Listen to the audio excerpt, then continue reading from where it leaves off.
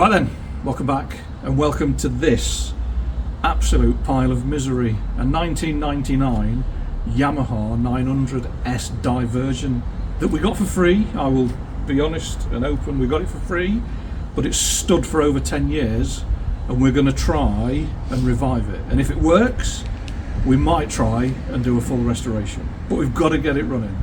But before we get it running, we've got to clean it because she's filthy. So that is what we're going to do, and then we'll come back and have a good look around it.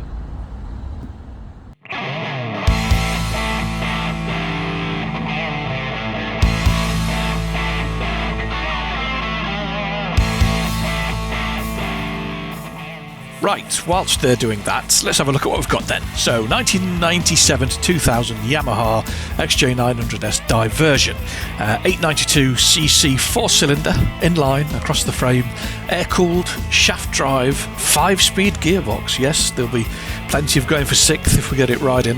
A massive 89 horsepower. I don't think that's too bad. I mean, it's a big old lump, but 89 horsepower. I thought it was going to be a lot less than that.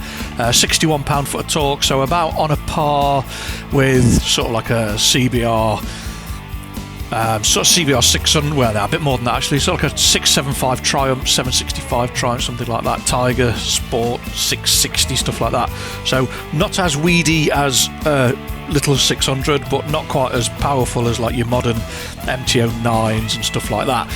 24 litre tank, so she should be good for range. She's on carb, so I'm not expecting much more than sort of 40-42, but it should still give us a 200 mile tank range, and 239 kilos dry. Yes, she's hefty, and when I say hefty, I mean properly hefty. Let's not muck about, she's large. The biggest thing that I struggled with is where this bike sat in Yamaha's range. So if you wanted to go a bit quicker for a bit less money, you bought a Phaser 600. If you wanted a twin and you wanted to be still comfortable but maybe it's not quite as quick, you bought a TDM 850. If you wanted to look cool and still want an air-cooled engine, you bought an XJR 1300 SP. If you want to go really fast and scare people, you bought a VMAX. If you wanted to be a lot less comfy or a little less comfy and go a bit quicker, you bought a Thundercat, which is a 600cc sports bike. If you want to go a bit quicker again and be a bit more uncomfortable, you bought an R6. If you wanted to be a bit less uncomfortable but go even quicker, you bought a Thunder Race. And if you wanted to be really uncomfortable and go really quick, you bought an R1. If you had loads of money and you didn't want to go very fast but you want to look really cool, you bought an R7. And if you just wanted to do miles and be comfortable all day long, you bought an FJR 1300. It's quite difficult to see where that, the Diversion, fitted into the Yamaha range. There was a lot of other bikes that were more capable, more comfortable, quicker, better handling, cheaper, lighter, probably better on fuel, etc, etc. The Yamaha range in the late 90s, early 90s was vast. There, if you go anywhere, look at any specs, there are a lot of motorcycles. And I think the Diversion's time just finished. They soldiered on till about 04, 05, but after that, they were basically pretty much done. But enough from me, let's go back and see what kind of state this one's in. So let's have a look then at what we have. Front end, tyres, absolutely knackered. The date stamp on the rear, I think, is 2006. They like concrete, they rock hard. The brakes are seized on. The front wheel is very difficult to turn indeed. They're going to need a strip, a clean, a rebuild, and God knows what else. Left hand side fork seal completely gone, fluid coming out of it all over. It's run down the fork leg, it's contaminated the brake pads on that side, and done all sorts of bits and bobs. Indicators are a bit wonky, one's short, one's long. I think one's a rear and one's a front, but we'll deal with that. Oil cooler lines, not good. Not good at all. We're going to have to do something with them. They are replaceable. Apparently, I've looked online, you can get the spares, so we'll have to sort them out. Exhaust. The downpipes don't look too bad. They don't look too worn and weathered. It's the 4x2 kind of link pipe underneath. You can't see it very well, but it's just either been rotten or bodged or done something with it, and it's not very good. The engine's been rattle canned at least once in its life. There's overspray in places on hoses and bits and bobs, and on the sort of chassis rails that come down the front of the bike and front of the engine, so we're probably going to have to strip it and get it blasted. I mean, it will run, it'll pass an MOT, so it's not too bad. Plugs and everything, I'll take them out and have a look at them. This is the big problem. The biggest worry for me is that just surface rust and mank, or is that properly rotten? I think I'm probably going to have to take half the back end out anyway to get to the wheel to put a new tyre on it and bits and bobs, so we'll strip that as we go. Brake lines are a must.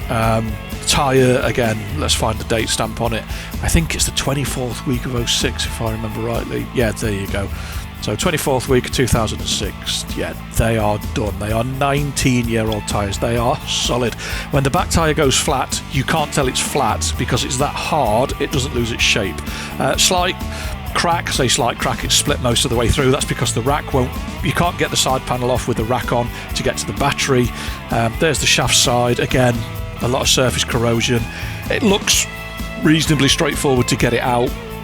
Take the wheel out, unbolt the shock, and then unbolt the shaft, and it looks like it's reasonably straightforward to get out. Tank's not too bad. In fact, we shall have a look in the tank now. My apologies, it was quite difficult getting the camera to focus and get a light in it at the same time. There was a lot of mucking about. But yeah, we do get it in a minute, I promise. The actual mouth of the tank's not too bad. The bolts are all good. They all come loose and everything else, and it's not too bad. The actual filler, there's a little bit of rust, but again, we can deal with that.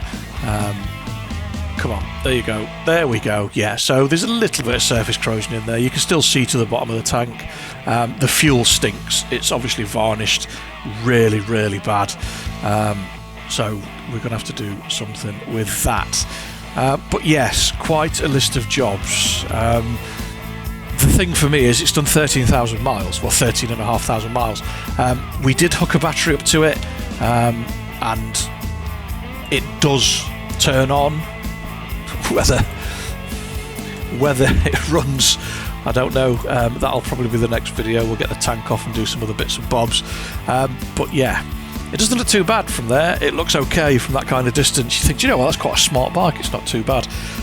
But yeah, in the next one, we will get the tank off. I have checked the electrics. It turns on. The fuel pump doesn't prime, but I don't know if these do or not. Before you from the start, I don't know if they work on vacuum or it primes or whatever. I'm not entirely sure. So again, I'll whip the tank off. I'll get an auxiliary fuel tank on there. We'll put some lube down the cylinders and bits and bobs, and we'll thumb the starter without any plugs and leads in it to see if she'll free up and bits and bobs. But I'm hoping that she will. She's not been sat for any length of time with the plugs out of it, so I'm hoping that all is well and it works. But yes, the weather's crap. There's no chance of doing it in the evenings. The lighting in the garage is not good enough, and it's just full of shit anyway, so I can't do anything there, so we'll have to do it outside. We don't really know what we're doing. I bought a Haynes manual and said to my father-in-law, who gifted us the bike, said, yeah, I'll take it off your hands, I'll get it going again. Not a clue. So it could be an absolute disaster, but we'll find out. You've got to start somewhere, and we've decided to start here. But thanks for watching. Thanks for commenting, liking, sharing, subscribing, all the usual jazz. If you've got one or you've had one and you enjoyed it, let me know. If you didn't enjoy it, let me know and give me some pointers and bits and bobs, and any information is gratefully received. But thank you, and I'll see you in the next one. Take care, stay safe. Peace.